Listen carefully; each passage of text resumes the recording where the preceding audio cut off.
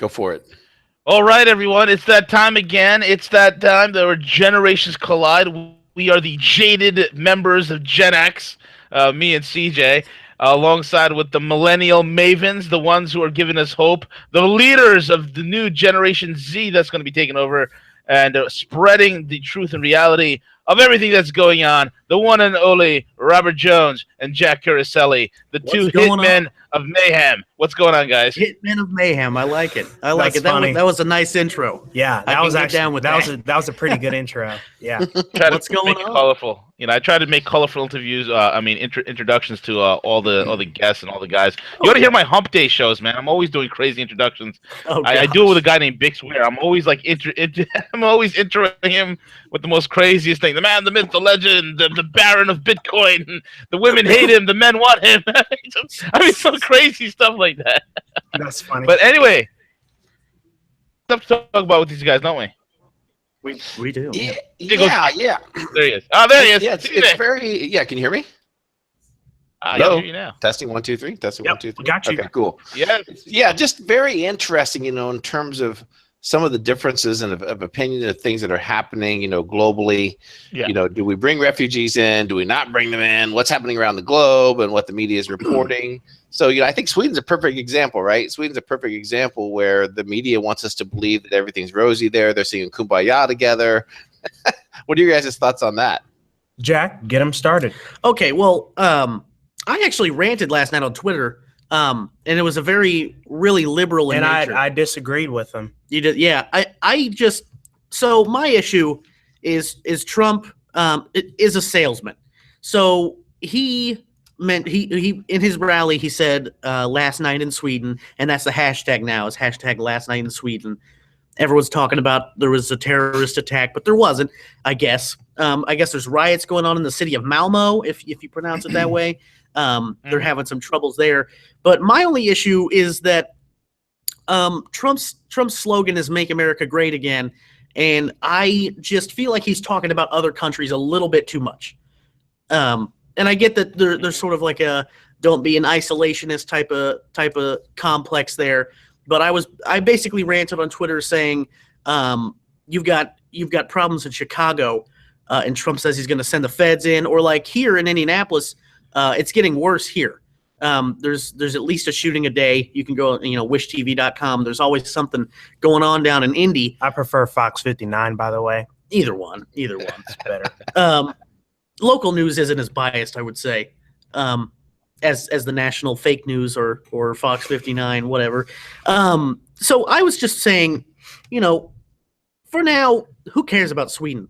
Just like take care of your home cities. And I get that, it could bleed out of Sweden and something like that. But I just don't like how he is sort of talking about other countries a little more than us. I actually agree with you there.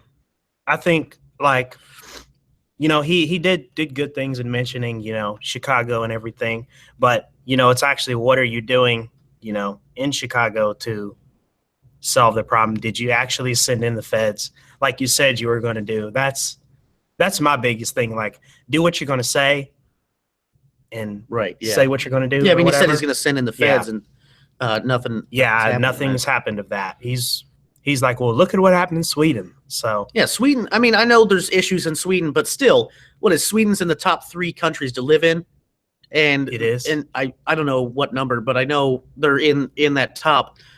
Their educational system is amazing. I mean, Finland's probably better. If I could have any, I would pick Finland. But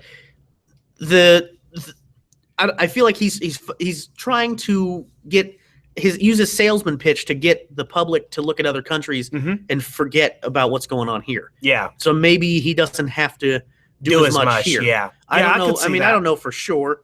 He could. I'm of the opinion that I don't think Donald Trump is smart enough to have some crazy evil plan. I feel like people think he's going to be a dictator. I don't think he's smart enough. I think he's I think he's an idiot, to be quite honest. Yeah, he's not the smartest of people, but I think he knows how to put smart people around him. And that's where I have confidence in him. Like Ben Carson and all these other people, I think they're great people. So right, yeah. I mean, and another thing I said in my rant too is that you could say that this entire presidency thus far has been broken or a joke. He lost. I mean, what Michael Flynn? He lost. He's had a couple people resign, I think, Michael Flynn resigned, but I think he had people turn him down for opportunities. It kind of seems discombobulated. It doesn't seem like, I don't know if that's the transition team's problem. It's different, yeah. Like, is that their fault that he doesn't seem prepared? It just doesn't seem like he's prepared. Well, it doesn't seem like he was ready. There's a couple different points that I would indiffer. The first one is in regards to, I followed him along in his campaign, and there were certain promises that he did make along the way, and that is safeguarding and protecting our borders, and then also ensuring that those coming into the United States had been properly vetted. And you always constantly read where several escape. And you got to remember, these people are coming into the United States without any type of valid identification, no passports, no vetting. So my argument would be that, yes, we can fix the streets of Chicago. Yes, we need to focus on what's happening in the urban communities. At the same time of that, does it make sense to allow all these potential people that are coming in complicate matters a little bit? So I mean, that's really making it even more complicated. And I guess this week he's going to release his new immigration thing. And I like immigration. I think it's a cool deal, but it's got to be done the right way legally. So and another thing is that I feel like also my heart tells me that I feel bad for these people who are being turned away. But if you don't have it, I don't know the extent of people being turned away, but I guess some people who had green cards were turned away. I'm not for sure on that. You might want to fact check that. I really don't know, but it's not our fault that there were some bad apples in their community.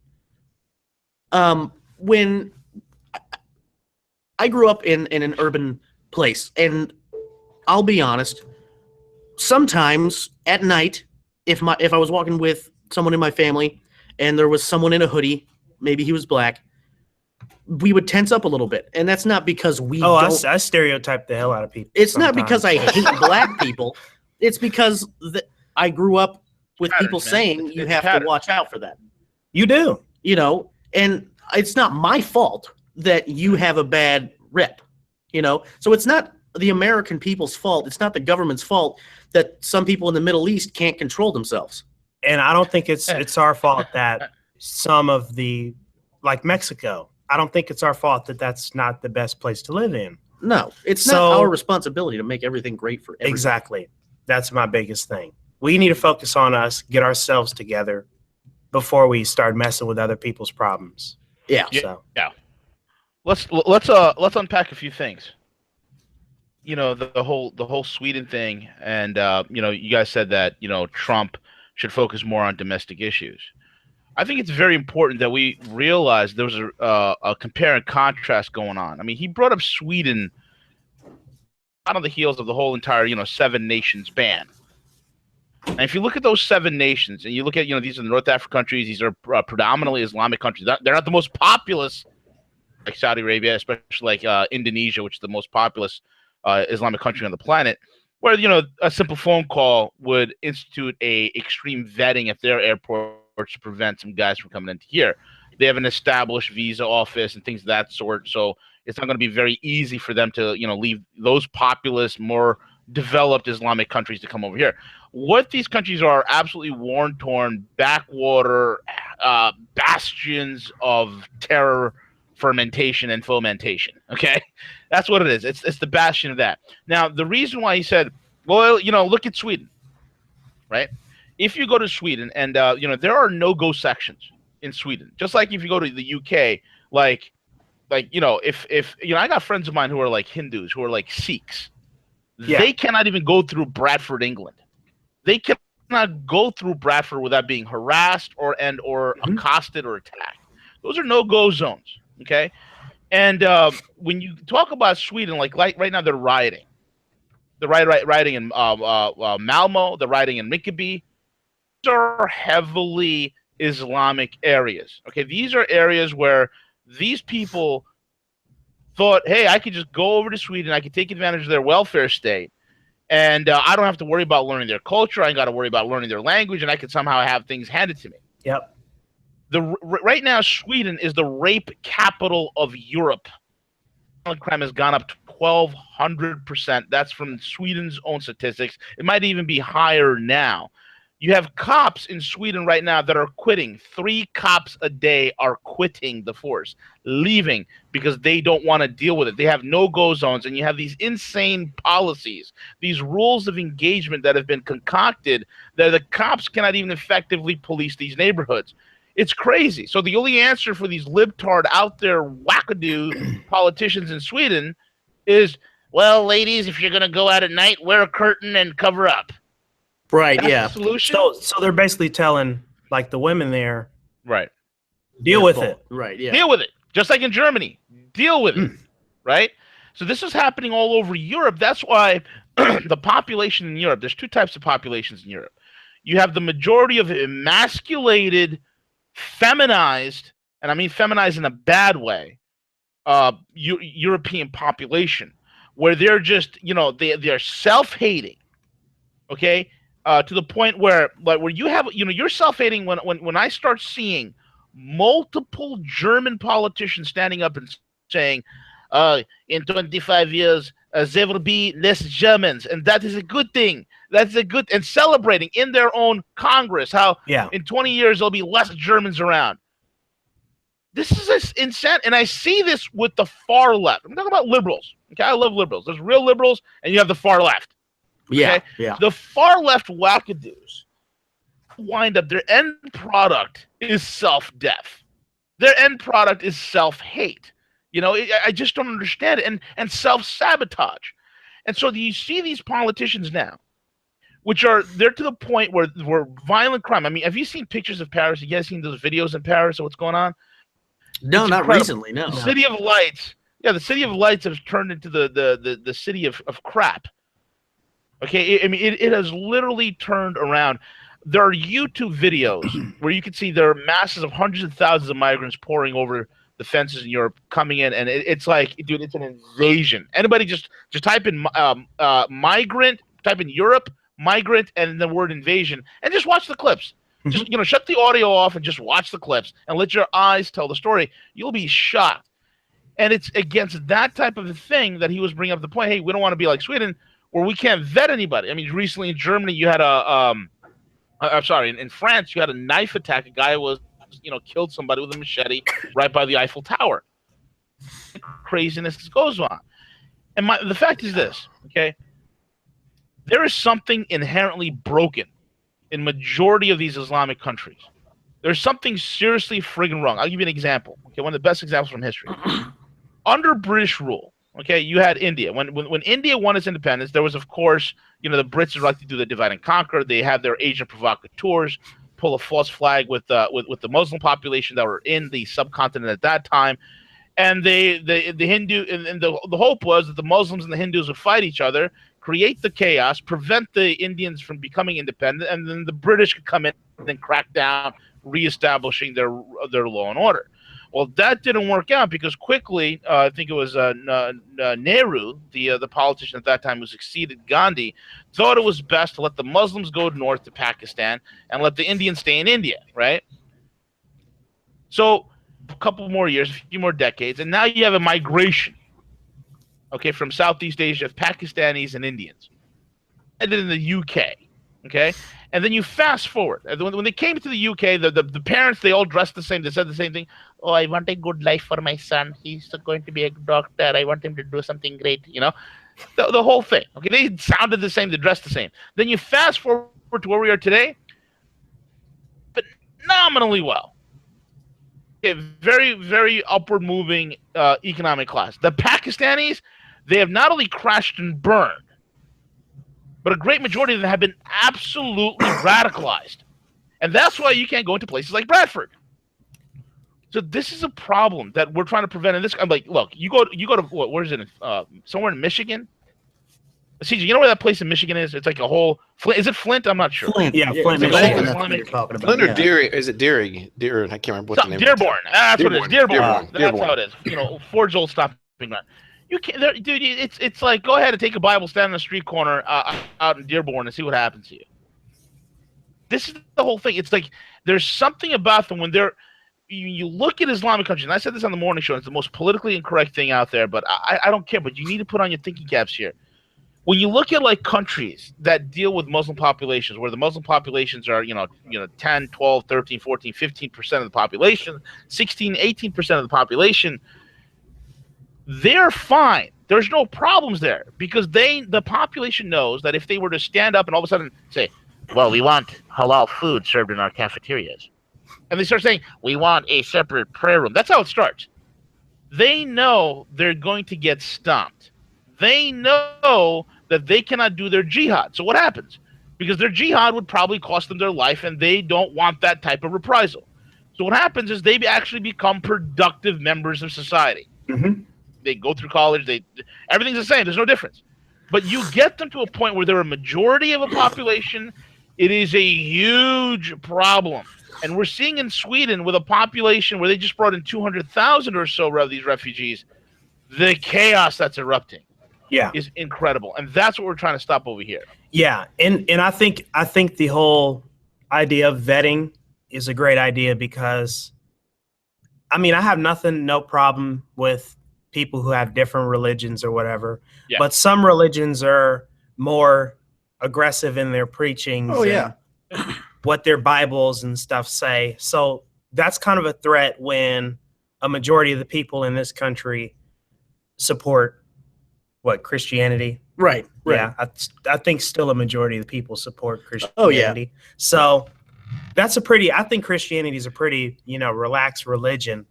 And then, the majority of them that do come over, they do support, what's Sharia law and that kind of stuff. That's a huge problem. And then when they ran polls amongst the Muslims, oh my God, V, you sound so Islamophobic. I'm sure that's what people are going to say, but I'm not. Yeah. When they ran polls,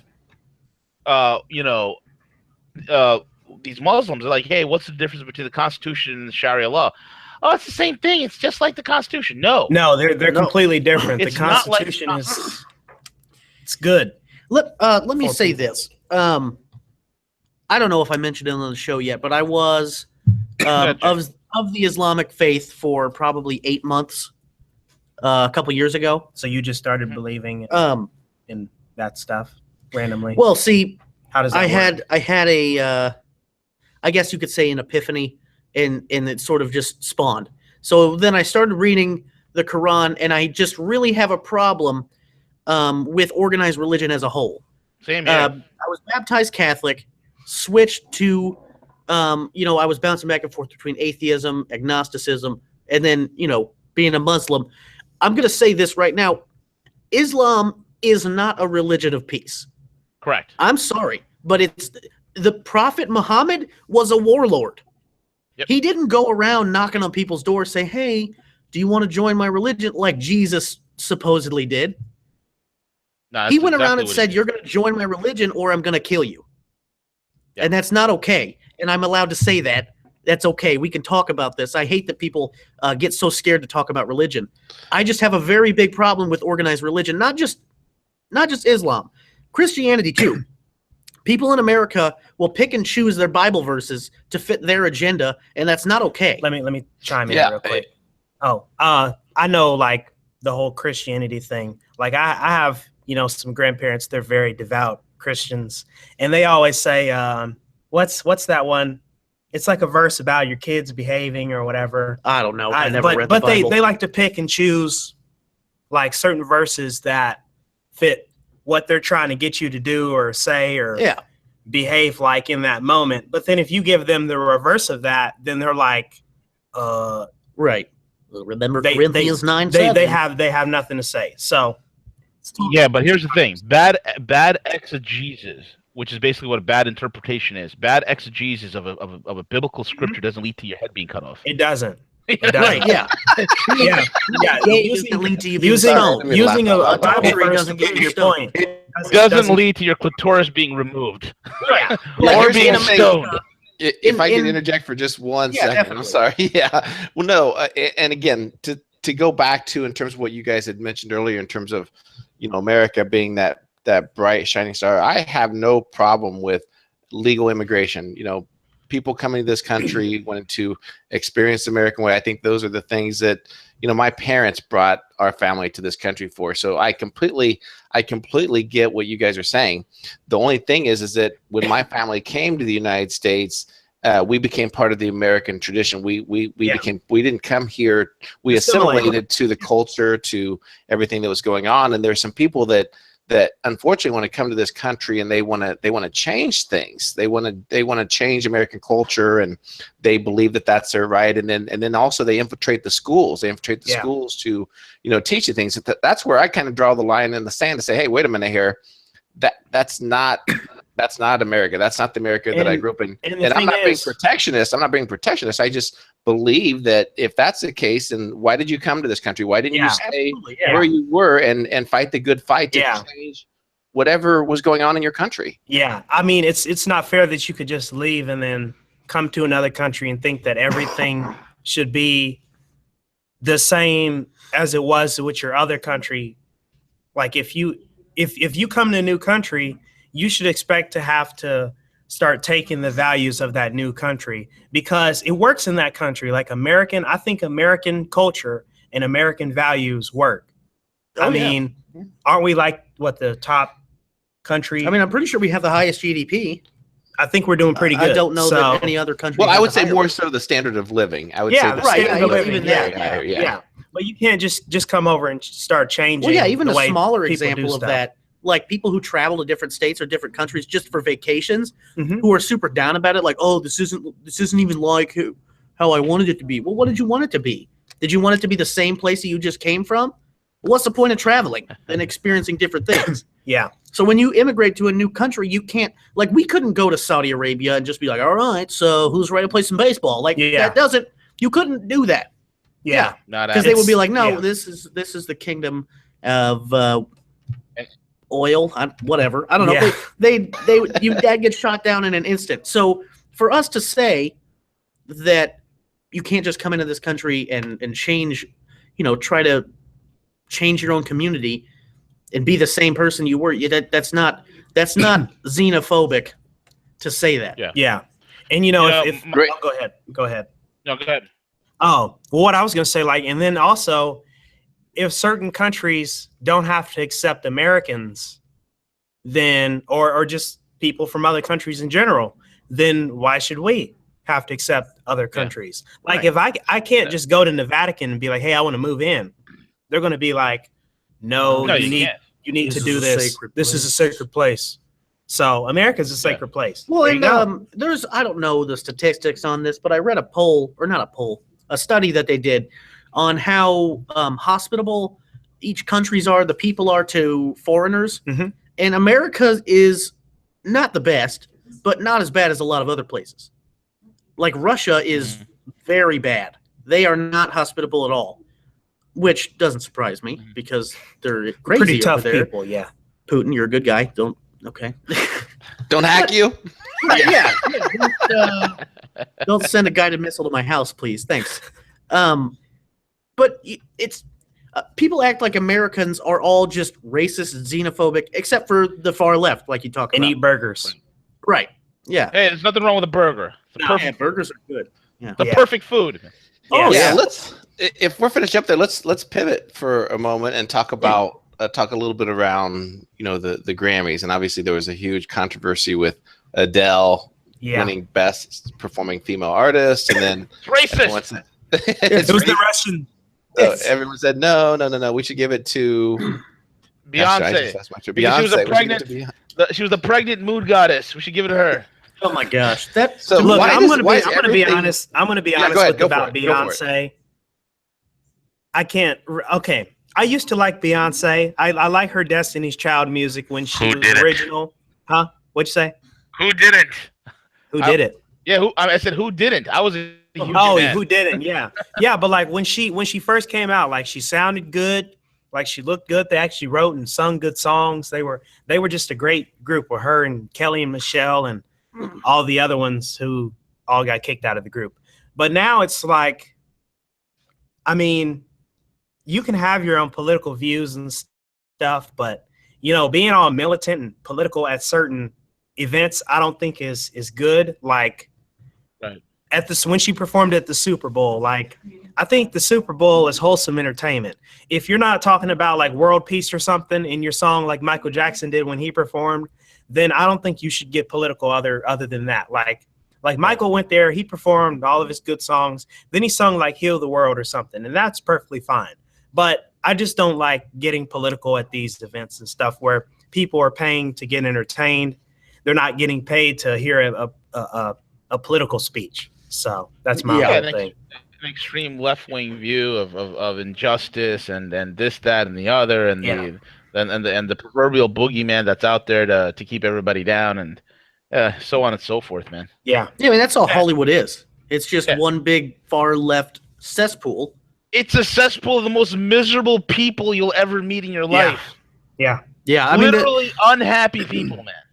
Yeah, I mean, and just from the music aspect, I just want to talk about the politics there. Not necessarily actual politics, but the politics of music.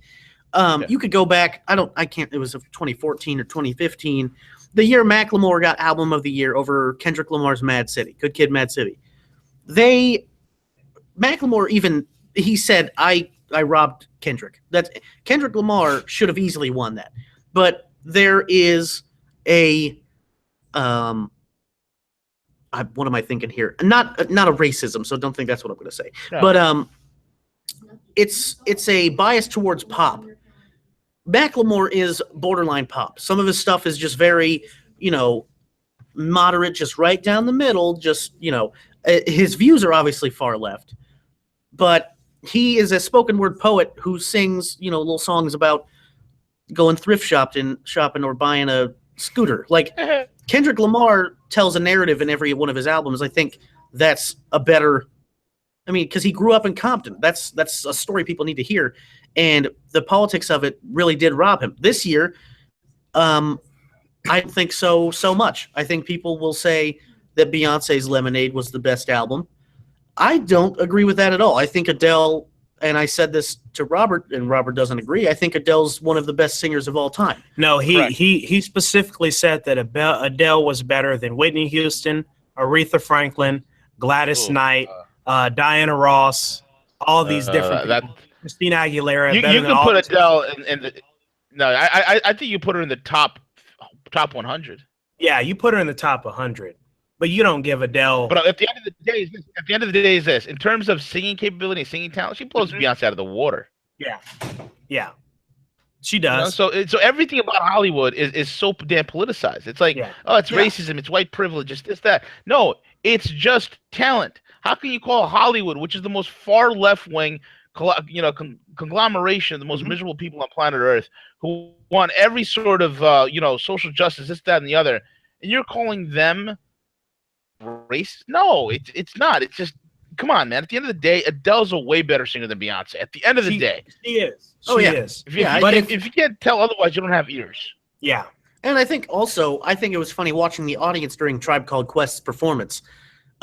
Because it really wasn't political until they came out, and with Busta Rhymes, I just like watching the audience be so triggered. I mean, there are people in the audience who are like, "Oh, get him," but then there's also people who aren't quite as far left who are like, "Oh, why are you doing this?" And I would say, if you didn't know that was going to happen,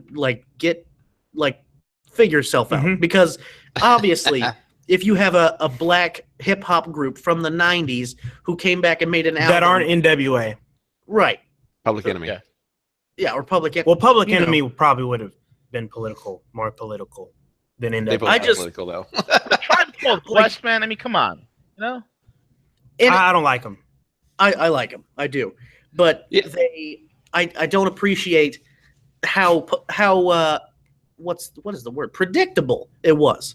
I mean, obviously, the group of black guys were going to come out, raising the black power fist, saying resist. Like, duh. Of course that was going to happen. What are you resisting? Right, yeah. Yeah, like you make millions of dollars a year. You're performing at the Grammys. What are you resisting? Like, what do you have a problem with? Yeah, and I like how it's like Kaepernick, like Colin Kaepernick. What do you have a problem with? You get paid millions of dollars a year. Yeah. You're an actor, you're a celebrity, you're great. I don't understand it. Yeah, and they also tried to act like, oh, we didn't know that was going to happen. Like, I'm sure they rehearsed that more than any other thing. Whoever arranged the Grammys, I don't know who the executive producer, they sat down with them and said, all right, how can we do this? We have to make sure that we resist. Like, Yeah, that was probably the most rehearsed performance aside from Beyonce, which that performance was just really, to me, trippy. To me, it was cringy. Yeah, Well, Because they were making her out to be a goddess, and that's kind of weird. That's weird to me. Well, here's my thing in terms of, like, because I don't mind artists, advocating for certain things, whether they're using their power, for the homeless, or certain causes that they truly believe in. Because I'm a critic when some people don't, when they don't utilize their influence over certain things. However, I think that with these events and these programs, I think it would be nice if they would remember their audience, that their audience may be diverse. They may not always agree with everything that happens in a set. And I think last night's a perfect example of what happened with James Woods at the Writers Guild Awards. So you get this comedian up there, and he starts, the whole time just bashing Trump over and over and over. And James Woods got up on stage and took his shoe off and, got up there and slammed us at, this is a Writers Guild Award. Why does it have to be so political? And I just get sick of it, that if it's your belief and your political ideology, then keep some certain things to yourselves. If it's Saturday Night Live, I completely understand them mocking things because that's what people expect. Yeah. But not to come to watch some show like this in terms of, hey, we're going to watch the awards and who's going to happen, not to hear some elite person that has no idea how the average American lives get up and preach and tell me what I'm supposed to believe because it doesn't align with their thoughts. That's my and it's a cop out to say you're an advocate for Black Lives Matter. Like, Macklemore is an advocate for drug abuse. That's his thing. I'm an advocate for mental illness. Like, it has to be experience. A Tribe Called Quest, maybe they had some tough upbringing, but even white people get tough upbringing. Everyone has their story. Just because you grew up, maybe poor, doesn't mean that the government is systematically trying to dismantle your culture. That's not. I could say that I grew up poor, so it's not fair because I didn't get my white privilege. Like, where's my white privilege at? Like, why isn't my family making 6 or 7 figures? Because we're white. What? That's what some people make it out to be. It's like, if you're white, how do you mess that up? You have your white privilege, like as if it's something I can just fall back on and be like, nope, don't have to go to college. I got my privilege. Like that's not how it is at all. Yeah. And to say that I'm an advocate for Black Lives Matter is a cop out. I mean, if you really do attend these, protests and you attend committee meetings and try to come up with things you can do to improve the Black community, not to try to have someone else cater to them. Improve the community, not the people around. Just don't sit around and say what's bad. You have to actively seek solutions and solve problems. Like Solutions matter. That's the whole point of our podcast, Solutions Matter. And Jack, tell us where they can find us. Oh yeah, Solutions Matter _SM_podcast on Twitter. But that's just. Are you into the show, Robert? Is that what you're doing? Did you? What do you mean? No, I'm just kidding. I don't know. I just kind of baffled. I was like, well, I guess we're. I just thought a little plug was pretty good. Take some notes. We need to plug during the middle of our shows because we don't do that right now. Right, mid-show plug. Yeah. Yeah, just when you guys are recording anything, just be like, hey, that's where you can find us. And Jack, you forgot to mention you could also find us on iTunes, SoundCloud, and YouTube. Yeah, why not go all the way? You just got to do it. Well, and I just. Well, but I don't even remember what I was talking about, to be honest. I don't either. Black Lives Matter. B, you got anything to contribute to that? The thing is this. Look, here's the deal. There's a lot of crap going on, in this country, especially behind the scenes, this, that, and the other. If you guys go to roguemoney.net, I wrote an awesome article called American Maidan Part 2. You got to also read American Maidan Part 1. And what Maidan is the square in the middle of Kiev where the Ukrainian revolution occurred. It was a revolution that was basically a CIA op where we overthrew, yet again, a democratically elected government, instilled a globalist lackey, and then watched as that country just literally spiraled out of control and turned into a failed state pretty much overnight. So in American My Damn Part 2, one of the things I talk about some key individuals, key parties, key groups and organizations that have a vested, profitable interest in fomenting riots and fomenting racial division and discord. They work on a premise called the Hegelian dialectic, which is problem, reaction, solution. They create the problems, they themselves try to offer the solutions. Okay, and then at the end of the day, they are able to be the ones who are sit at the top, controlling everyone. Yeah. The situations that are happening in this country. I mean, recently, in the last couple of years, this whole racial stuff is being hyped up to the max by the media. What people need to understand is this: the media are not filled with smart individuals. Okay, celebrities and entertainers, most of them are really freaking stupid. They're dumb. They're not smart people. These are not policy experts. Okay.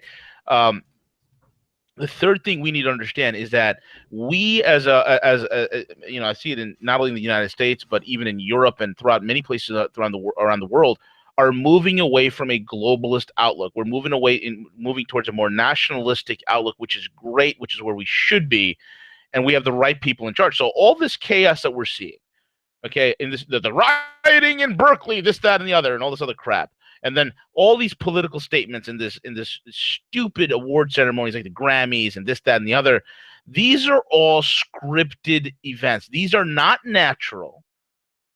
They are not organic. And one of the things at Rogue Money we like to do is follow the money. You start realizing these are not just like random groups who have an organic protest no, these are scripted. And the Grammys being this televised as it would be for tens of millions of people to be watching that night, it is also a way for them to get out their political dictum that Donald Trump's an idiot, he's losing control. And nothing could be farther from the truth. He hasn't lost control of the White House. Okay? Yeah. He just purged. Be like, well, he promised to drain the swamp. He just fired the entire 7th floor of the State Department. Now, why is that significant? The 7th floor of the State Department is known as the shadow government rat's nest. That's pretty much what it is. Okay? These are the people who are behind the debacles in Libya, in Syria, the Ukraine. These were the nefarious cretins who were involved in playing cover-up for Hillary Clinton, where she could delete 33,000 emails, break 15 Blackberries with a hammer, and nobody says anything. Okay? These were the guys that were running interference. These are the guys, coming up. They're the ones who concocted the ridiculous idea of the Russians hacked the elections. And then when investigations have been done, where they're going to these states saying, we've heard in the state of Michigan your election was hacked, and then the head person of the state's election board is like, well, that's funny because none of our machines are hooked up to the internet. They're all paper ballot boxes. Yeah. So how's this hacking happening? Yeah. Okay. They want to put the onus on it's an outside interference. Look, let me tell you guys, this is a little bit of history. One of the things we spoke about, me and CJ spoke about it about a day ago. People forget. The far left has a very short memory.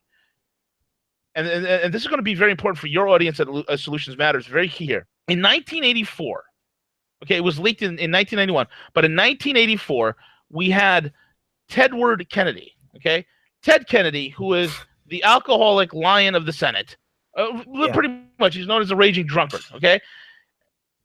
In 84, reached out to the Russians, and this is the time that we're in the middle of the Cold War. Reagan's going in for his second term, okay? And he reaches out to the Russians and says, listen, to intervene in American elections as the media platform. I'll give you guys the airtime on all the major networks. We'll paint Russia as a wonderful, normal society at that time. But you got to do what you can to badmouth Reagan, that Reagan is going to, he's going to set back Soviet relations by another 20 years. And we want that to stop.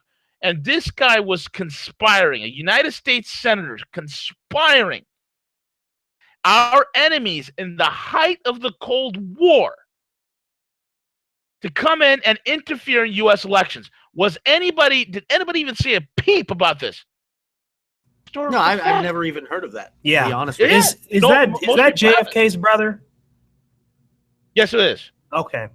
That's a historical fact, and you see this stuff happening, man. It's unbelievable. Yeah. It's crazy. Unbelievable.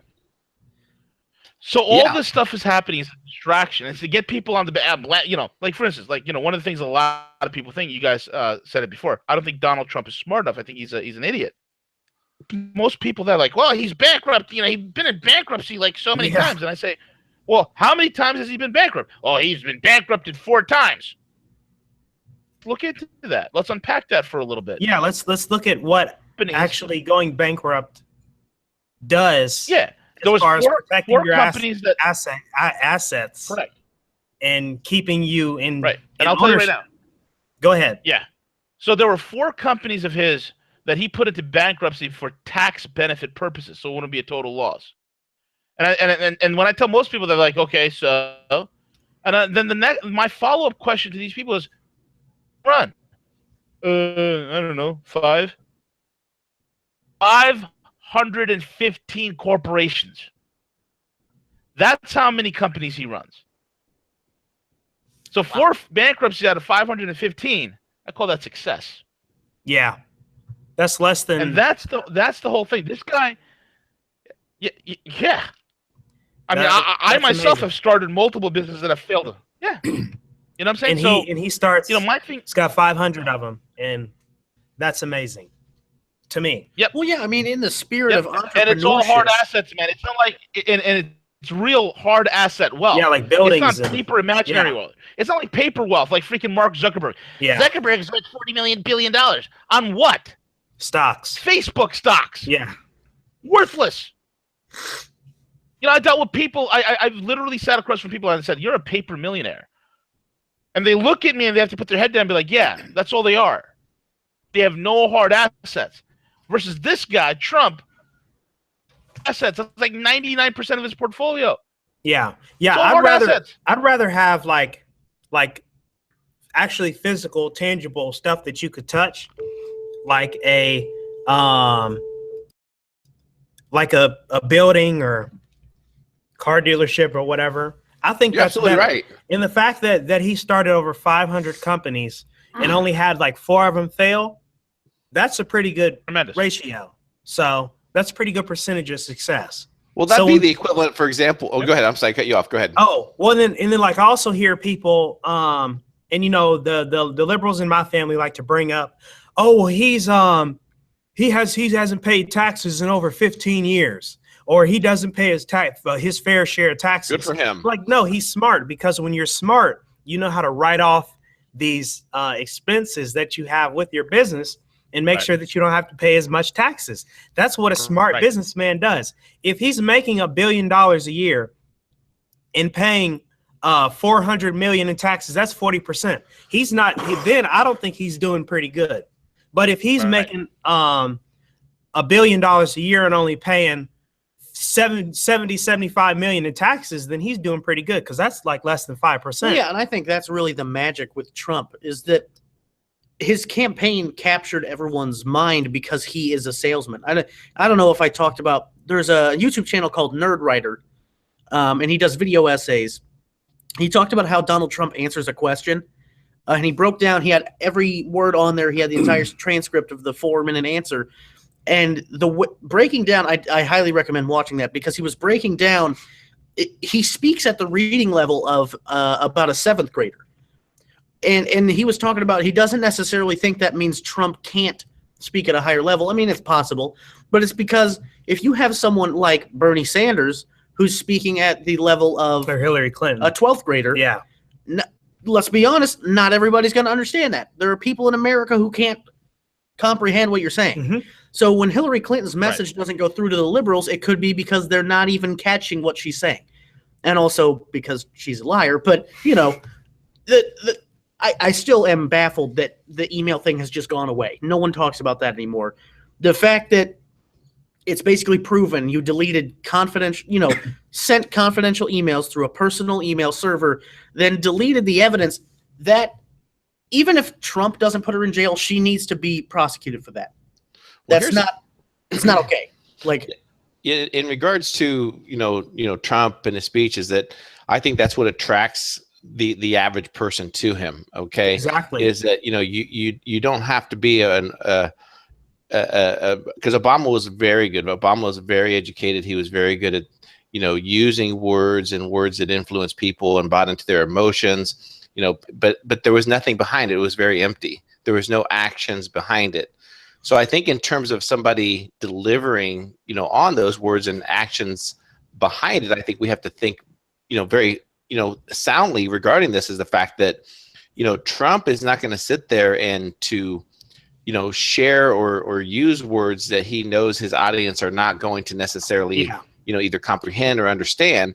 But if you fall back and you take a look at his, his first 30 days, there's a report that came out today.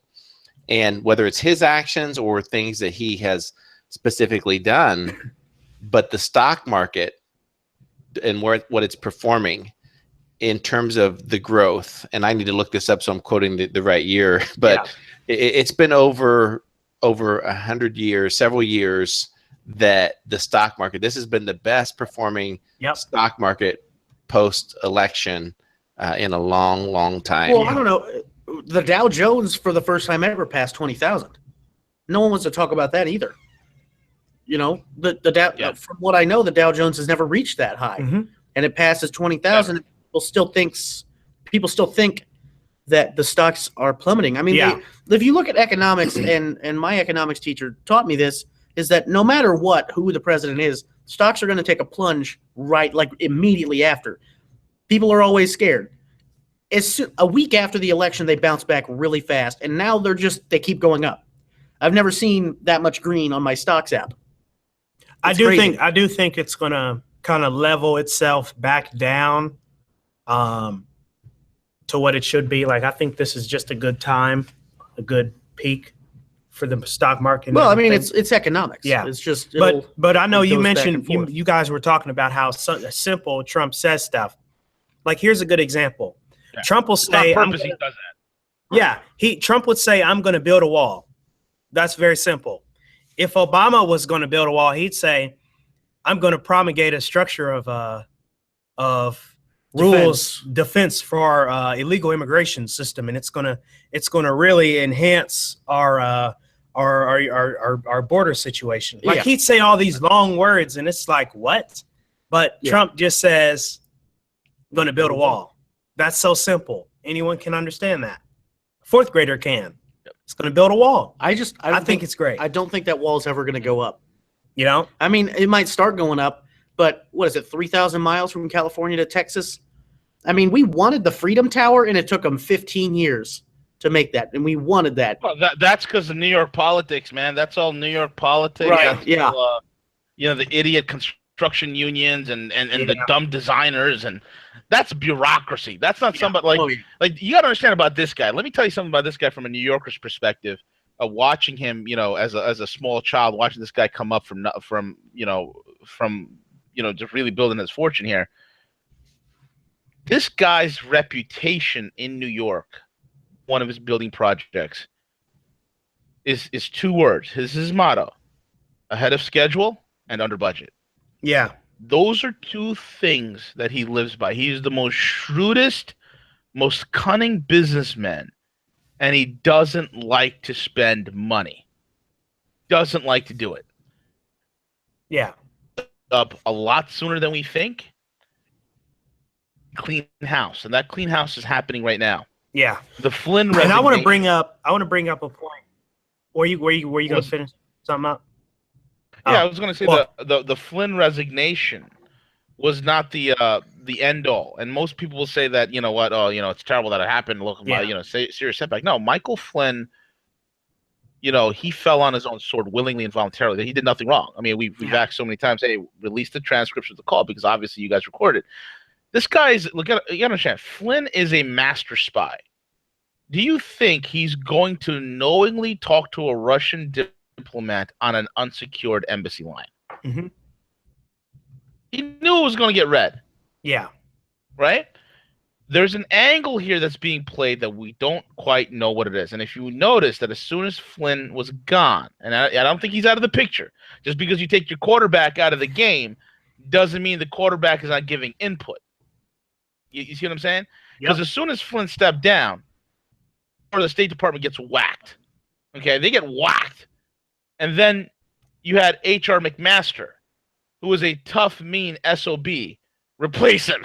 Okay? Right. Yeah. So, and if you look at McMaster and Flynn on their viewpoints on U.S. foreign entanglements with Russia, it is exactly the same. This is why Trump's point is, why on earth provoke the Russians? You see, we can win wars against these know-nothing, do-nothing, third, backwater, banana republics. Yeah. Win a war against Russia. And in fact, McMaster's one of his books, one of his biggest pieces that he wrote in the late 90s. What was this? He said in the early 2000s as well, that even if I had my force that I led in the Gulf War, the first Gulf War in the 90s, there's no way we could win a regional war against the Russians in their backyard. It's just not going to happen. Yeah, I mean, Nazi Germany didn't do it. Napoleon didn't do it. Look, there's an old saying from World War II. There's three types of stupid. There's stupid, there's really stupid, and then there's attacking the Russians. Yeah. Yeah. It's completely true. So why can't two nuclear powers, instead of fighting each other, work together, get together and work on solving the problems in this world? Because that's what Putin wants to do. And that's what Trump wants to do. But the globalist chicken hawks that are in DC, the corrupted politicians, they don't want to look at John McCain. He's a states guy. They should bring him under the Logan Act. Here he is. He's flying to the front lines in Ukraine with his girlfriend, Senator Lindsey Graham. Okay, and they're in Donbass region of the Ukraine, and they're telling the Ukrainians, "Oh yeah, we're completely behind you. Russia should be punished. We're going to support you any way we can." And this guy's amazing. He's out there fomenting war. That's why Trump said, I think McCain should focus on more important issues, rather than him and Lindsey Graham going out there trying to start World War III. I mean, who wins in that? Nobody. Nobody wins a World War III against the Russians. I mean, all life on Earth forget about it. It's over. It's over. I mean, it's insanity, guys. Yeah, I mean, that's one of the reasons I didn't want Hillary to get elected, is because I know she wants a war with Russia and Syria. Oh, yeah. I was worried that Trump would say something dumb to provoke them. But at this point, Putin and Trump, I feel like have a good relationship. Let's look at that. Let's unpack that real quick. Trump's going to say something dumb to provoke him. Trump announces his candidacy. Okay? A couple of months into his candidacy, they asked him a question about Putin. And Trump says, I'd punch that guy in the face. Okay? Said it live. He said, I'll punch him in the face. 2 days later, they asked Vladimir Putin. Vladimir Putin says, I like that guy. The world, when you get out of this Western, whimsical little kissy, woo, huggy, wuggy little world, the rest of the world is still run by aggressive force. Yeah. Strength respects strength. And that's why it's like the Europeans have their panties in a bunch. Oh my God, Donald Trump, he is elected. What we are going to do? Come in, refugees. Come, refugees. Give me a hug. Yes, you can rape my daughter. It is okay. Go for it. Liberty, fraternity. But at the same time, the rest of the world, like the Russians and the Chinese and the Middle East, they respect strength. The Russians are like, awesome. This guy is somebody we can work with. The Chinese are doing the same thing. There's like, he says some things, but we can work with him. It's all about a business deal. Yeah. And that's the art of negotiation. You say the most extreme things, and then you bring people onto a table and you negotiate a beneficial end. Then you got the Muslim world. They're like, oh, crap. Yeah. Because he just put General Mad Dog Mattis as a Secretary of Defense. Yeah, Mattis is one of Mattis's quotes is funny, man. One of General Mattis's quotes is this: when you walk into a room, be polite and have a plan to kill everybody. Oh, my gosh. Yeah, that's I love it. That's badass to the highest degree. Yeah. The one thing I hate is that Trump is trying to make these efforts to make a better relationship with Putin, and you have people like McCain or the media in general who want to claim we're in a second Cold War, or who say that we have a bad relationship with them, or who are just trying to create a bad relationship with them and saying we need to add sanctions, we got to punish. No, can we just create the Western Soviet alliance? Attack, joint operation, It's in the not Middle a East. Soviet alliance. Stop calling it a Soviet alliance. Oh yeah. They've learned their lessons from communism. They hate communism, and they never forgot what the West did in terms of putting in the Bolsheviks. Okay, the whole Russian Revolution was there were some key Wall Street and London banks and certain financiers that were instrumental in making that happen. Yep. The Russians never forgot about it. Oh, look at Stalin. Yeah. He killed 50 million Russians. He wasn't even Russian. Yeah. What was he, Polish? Is that what it was? I can't Ukrainian. remember. Okay, yeah. And another thing, he was an authoritarian socialist that turned into communism. People don't realize that that's exactly, well, not exactly. That's what something like Bernie Sanders could develop into. Like they don't really. He says democratic socialist. It makes it sound good, but that's what it developed. Socialism is not. It doesn't work, and I don't know why people think it does. Well, here's the thing. You don't understand, Jack. Here's the thing. Okay, when I say that socialism, it's democratic socialism because you have the top 1% who take from the bottom 50% divided by the 3%. Then you have the 29%, and that's why the price of stick of gum has gone up 3% in the last 7 years because of the inflation on the middle class, Jack. That's Bernie Sanders with his confusing. Oh yeah. Oh yeah. I mean, That was spot on. yeah. That was he. If you guys can't book an interview with Bernie, just call V. We'll get him on. Yeah, we should Guys, it's great. just have a picture of Bernie Sanders on the screen. All right, today we got Senator. Today we got Senator Sanders Sanders on the show. Be like, I tell "What's you up, right now, Chuck?" I told Hillary, I said, Hillary, I think it's a great idea that you run. I think it's wonderful. I think it's great because I was for women in combat because I love a baby in uniform. Yeah. Oh, my God. Oh, Or perhaps I tell them We to could run have for Bill, the top we could because I have was Bill Clinton governor. and Bernie Sanders on the same episode, man. oh yeah. Arnold, you can have Arnold there as well. And Arnold, man, wow. Wow. Yeah. Yeah. We could get Leo. We could get JFK and George Bush. Jesse Ventura. Yep. We get everybody. I'll work on those. Do the whole show with that. Yeah. Anyway, All right, guys, let's go around the horn real quick. Any closing thoughts? It's been a good episode. You guys, always a great episode. Jack, tell them where they can find us. Oh, again, well, yeah, 'cause you I'll got a say it plug. again. _SM_podcast on Twitter. Solutions Matter on all the sites. For my closing statement, I just want to say that we have all these political discussions. We have all these religious discussions. It's about war right now. Everyone's wanting to start something, right? Yeah. I think we just need to remember that it doesn't solve everything. Love and compassion is what solves everything. And I know it's really difficult to say that when you have people like the radical Middle East who are causing issues, but we need to remember that because people forget that a lot. That's what it comes down to is to love thy neighbor. And I'm picking and choosing my own Bible verse now, but just it's the golden rule. Treat other people the way you would have them treat you. It shouldn't be that complicated. I know it is, but it shouldn't be. And I really hope I'm still cautiously optimistic for the future of the Trump administration. Yeah. I'll say My closing statement is treat everybody the way you'd want to be treated, and that's it. yeah. All right, my closing thoughts are this: is that we can have robust and conversations and model out our differences. And here's the thing: is that we as a society, we all don't have to think alike. It's okay. We do not have to have this huge collective thoughts around our beliefs, spiritually, politically, none of that. But at the same time, we owe it up to each other to treat each other with respect, even through those indifferences, and try to avoid the name calling, the personal attacks that we see so much today on the news and in the media. We don't need that. So those are my closing thoughts.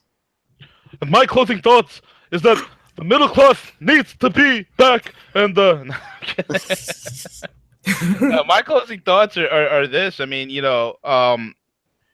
whatever you hear, whatever you listen to, always challenge it, man. Be a skeptic. It's fun. It's so much fun. You'll enjoy life more. Just be a skeptic, don't question everything. You got some of these Pop-Tart celebrities talking junk and this, that, and the other. Go do your homework. With that being said, we're Rogue Money at roguemoney.net, and you can follow us on Twitter at the Rogue Money, as well as the Rogue Money Facebook page. Interview with Bernie Sanders coming soon, everybody. That's coming very soon, guys. Because I was in Vermont, and I told her, I said, "Hey, oy vey." I love it. Great guys. Quick, guys, run to the chopper. Robert's go now. What are you waiting for? Do it. Do it. All right. We wrapping it up. Take it away, CJ. You can do it now.